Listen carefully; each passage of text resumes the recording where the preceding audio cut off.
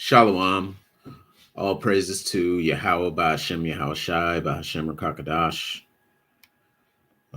This is your brother Timothy Seth coming to you with another lesson in truth. Um,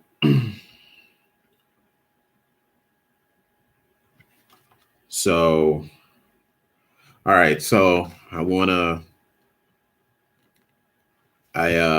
all right. I have to give double honors to all the apostles and the elders of the Great Millstone. Salutations to all the Yakim out there doing this work in truth and sincerity. To you, I say shalom. To the Aqua that may be out there listening and learning, to you, I say shalom as well. Okay, so I want to tell you guys something about myself. So that Haitian flag there, the reason why I have that flag is because my dad is Haitian, so I'm a Haitian, and so I'm gonna talk a little bit about. So I picked up this book. This is a while ago. I saw it on Amazon. The reason why I got it is because the guy's face kind of has some of the same features as my face, and my dad's face, and like the eyes, the nose, the lips, and some other things. And so basically, my grandfather, he was a Geechee man before he died. I met him a couple times before he died. So my dad is a Geechee man.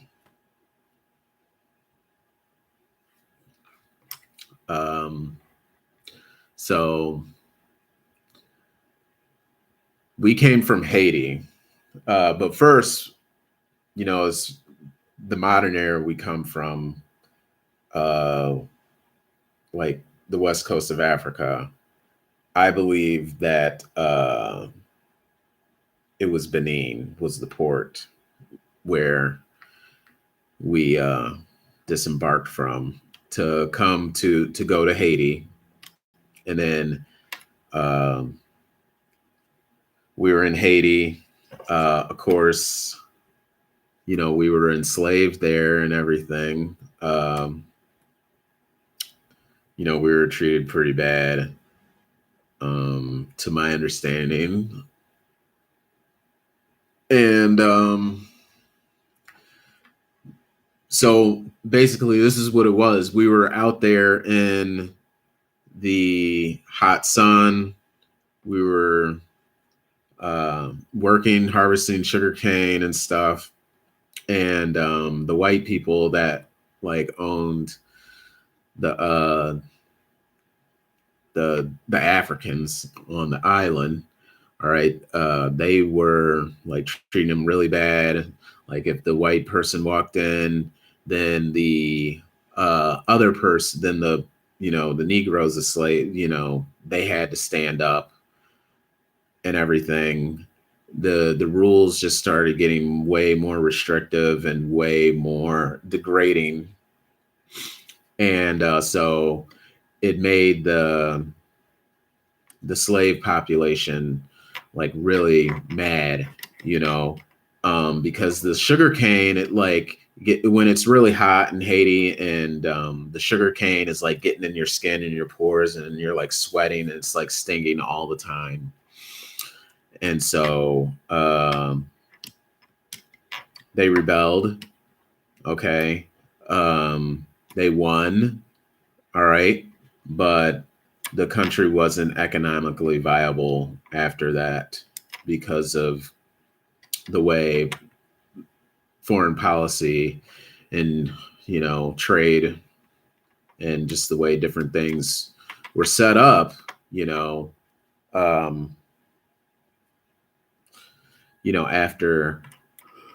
after the war.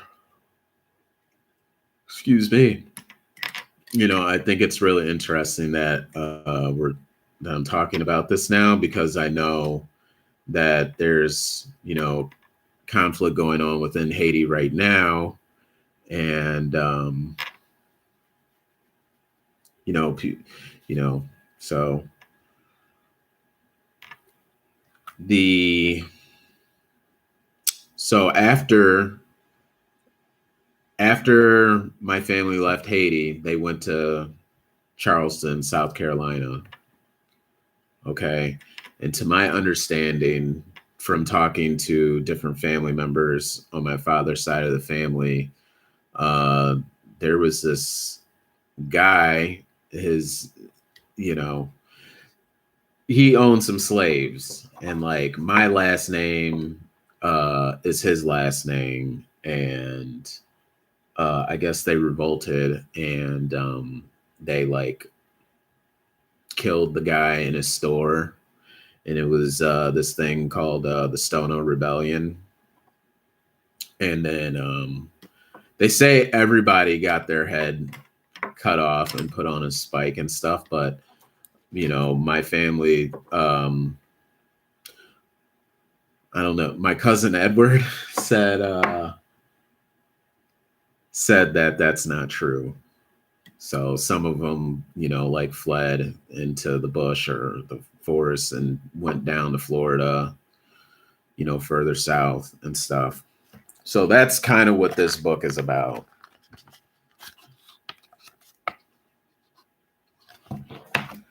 So um, these people are Israelites, what this book is about.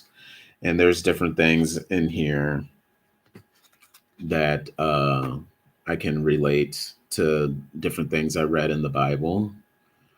Um,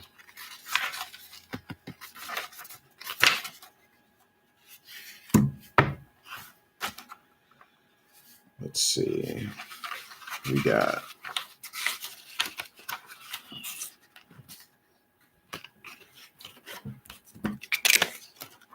all right. I have to throw this in here. All right. So this is going to be about marriages. And I've made videos in the past, like saying that, you know, the marriages that Israelites, Negroes, Black people, Judites, Levites, Benjaminites, we are naturally a polygamous people, and we always have been.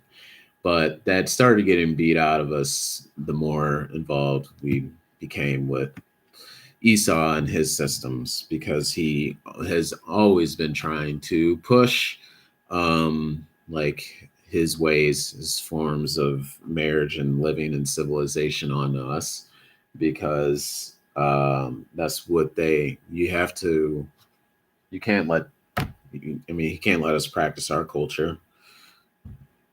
Anyway, so it says, um, in Black Seminole society, parental consent was needed for marriage.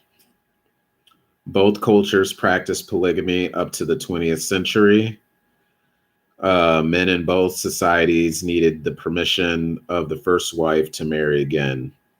He could have as many wives as he could materially support.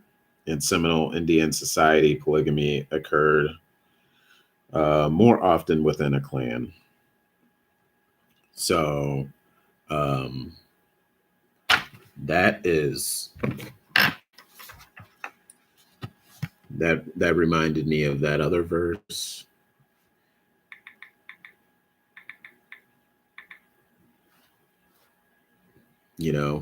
Exodus chapter 21. If he take him another wife, her food, her raiment, and her duty of marriage shall he not diminish. And if he do not these three unto her, then shall she go out free without money.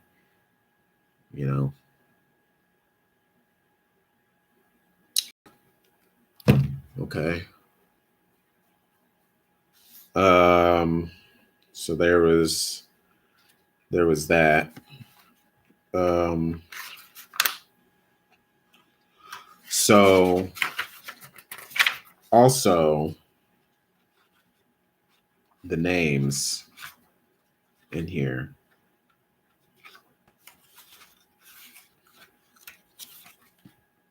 Okay.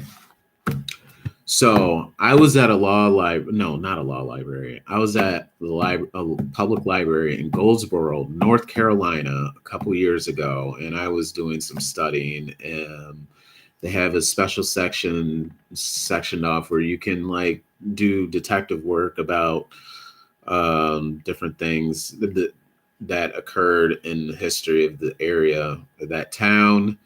You can dating back all the way to when there was no North Carolina or South Carolina, there was just Carolina. So there's some interesting things in there. So basically, there's no denying that white people, so-called white people, are Edomites. Um, you know, there's really so all the stuff about in the library, it talked about when it came to dealing with slaves, blacks. It talked about Roman law, all the Latin phrases, Roman customs. America is Rome reborn. Uh, I mean, look at all the state flags and stuff. All the flags, they're all in Latin.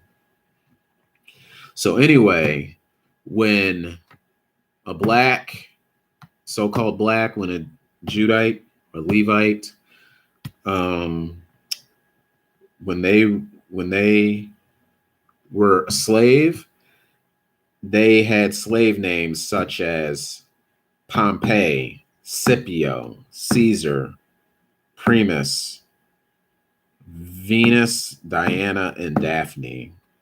So those are pagan names. Like some of those names are names of like their deities, you know, which is blasphemous to even say. I don't like saying those names actually. So then those were like it says here slave names such as Pompey, Scipio, Caesar, Primus, Venus, Diana, and Daphne were more prevalent among the list of blacks immigrating from Florida to Oklahoma. West African names such as Dembo, Dendi, Kufi, Mungo, Juba, all right, Kwako, Kujo, Suki, and Rena were also noted. But did you hear that Juba in there? You know, and then kind of sounds like Judah. And so these people were taken from. These are the areas they were taken from.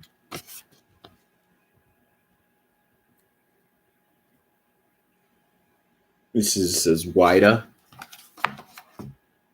Benin, and the Congo. I have this friend I used to run track with. He's from the Congo. He's definitely an Israelite. Yeah. So,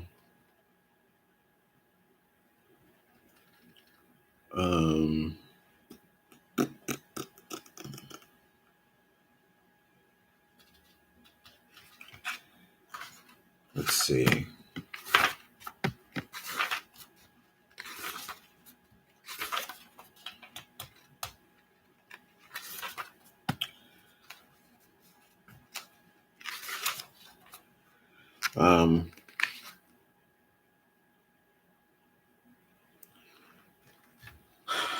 So they would dance in circles and counterclockwise formation. making sure that their feet would never cross.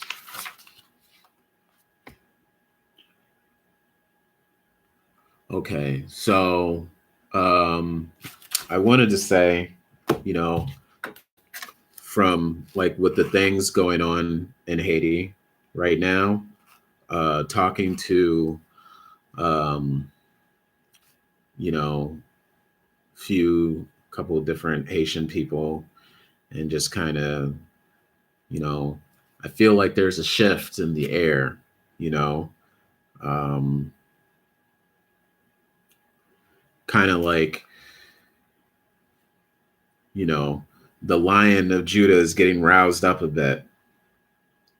You know, I definitely think that's, and don't sleep on Haiti. You know, I don't think, I think, I think people will be surprised. You know, I think I know the Haitians are going to stand up to America eventually. There, people are going to be really surprised at how it goes. It will happen. Um, and it's almost like, you know, like we're going to see it happen. So,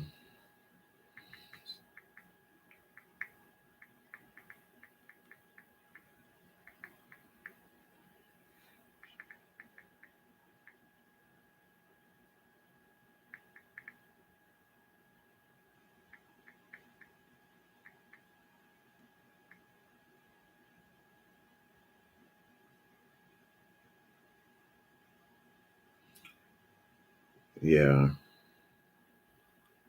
So, Judah is a lion's whelp from the prey. My son, thou art gone up. He stooped down, he crouched as a lion, and as an old lion, who shall rouse him up? The Lord, the Lord will. And I believe that is coming because, you know, I think I think a lot of Haitian people are getting tired, you know, and they don't want to be kicked around anymore. So that I don't want to I don't want to say too much, but